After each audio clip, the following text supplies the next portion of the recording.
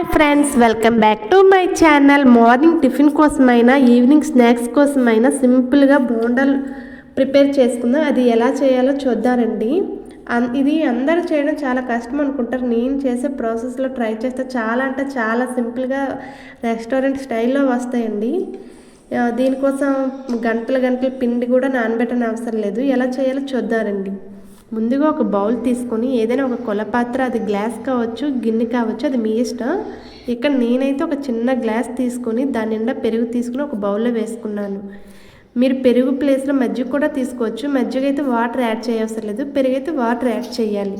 పెరుగు వేసుకున్నాక ఒక 2 టేబుల్ స్పూన్ ఆయిల్, చిటికెడు వంట సోడా అండ్ టేస్ట్కి సరిపడినంత ఉప్పు అండ్ ఒక 2 టేబుల్ స్పూన్ జీలకర్ర వేసి కలుపుకోవాలి. ఇక్కడ వంట సోడా వేయడం వల్ల బోండాలు పొంగుతాయి. జీలకర్ర వేయడం వల్ల అనేది ఒక మంచి ఫ్లేవర్ వస్తుంది అండ్ టేస్ట్ అది బాగుంటుంది. మీకు కావాలంటే పచ్చిమిర్చి కూడా యాడ్ చేసుకోవచ్చు, అదంతే మీ ఆప్షనల్. ఇక్కడ నేనైతే వేయలేదు. ఇక్కడ నేను ఒక గ్లాస్ పెరుగు తీసుకున్నాను కాబట్టి 2 గ్లాసెస్ మైదా పిండి తీసుకుంటున్నాను. అలాగే మీరు కూడా మీ క్వాంటిటీ బట్టి 2 టైమ్స్ మైదా పిండి తీసుకోండి.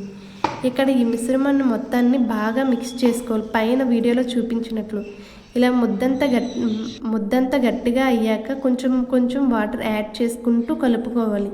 పిండి కన్సిస్టెన్సీ అనేది పైన చూపించినట్లు ఉండాలి. పిండి అనేది మరీ పలచగా కాకుండా మరీ గట్టిగా కాకుండా పైన వీడియోలో చూపించినట్లు ఉండాలి.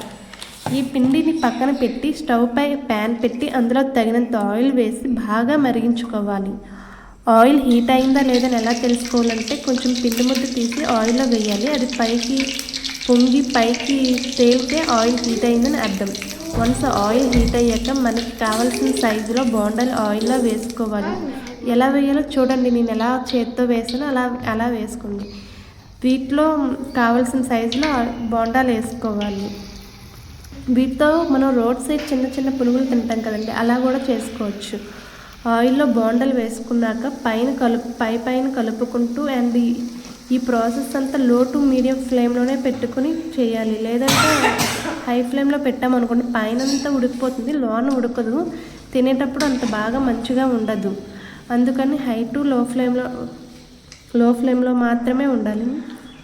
అండ్ ఇవి గోల్డెన్ బ్రౌన్ కలర్ వచ్చాక ఆయిల్ని బయటకు తీసుకోవాలి. మీకు నచ్చిన ఫ్లేవర్తో చట్నీతో తింటే చాలా చాలా బాగుంటుంది. దీంతో అయితే పల్లీ చట్నీ అండ్ కొబ్బరి చట్నీ అండ్ టమాటో చట్నీ అయితే చాలా చాలా బాగుంటుంది. చూసారు కదా ఫ్రెండ్స్, నాకైతే చాలా పర్ఫెక్ట్గా వచ్చాయి అండ్ రౌండ్గా కూడా వచ్చాయి. మీకు కూడా ఎలా వచ్చాయో కామెంట్ సెక్షన్లో కామెంట్ చేయండి and please subscribe my channel.